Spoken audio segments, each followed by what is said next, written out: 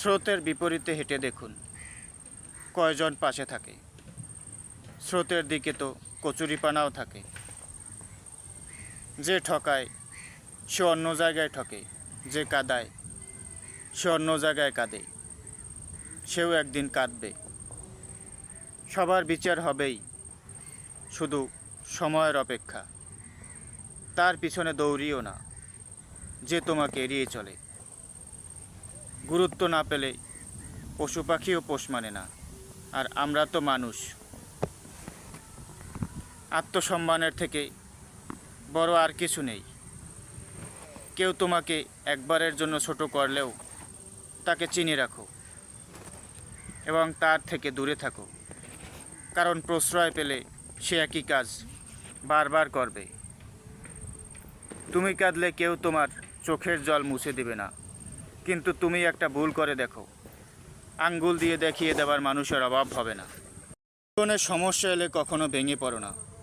মনে রাখবে, সমস্যা তোমাকে থামিয়ে দেবার জন্য আসে না, সমস্যা আসে তোমাকে পথ দেখানোর জন্য।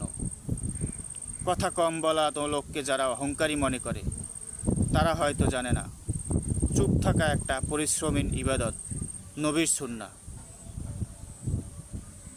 বিবেক যেখানে স্বার্থপর, নীতিবাক্য সেখানে হাস্যকর।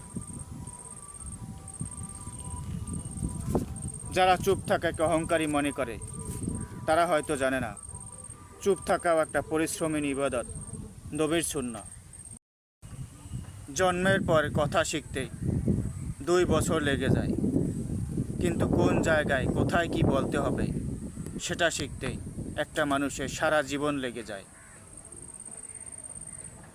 এমন নারীকে স্ত্রী হিসেবে গ্রহণ করো যার মধ্যে আল্লাহ তাআলার ভয় আছে, যে আপনার বিপদে 2 হাত তুলে দোয়া করার শিক্ষা রাখে। অপরকে ইমপ্রেস করার চেষ্টা না করে নিজেকে ইমপ্রুভ করো, সেটাই অনেক ভালো। বলার কিছু নেই, যে যেরকম করবে ফলটা সে সেরকম পাবে। ভালো মনের মানুষগুলোই আজ বোকা বলে পরিচিত। একা ভালো আছি বললেও দিন শেষে এমন এক মানুষকে প্রয়োজন হয় যাকে মন খুলে সমস্ত কথা বলা যায়। সবাই তোমায় ভালোবাসবে ততদিন যতদিন স্বার্থ থাকবে।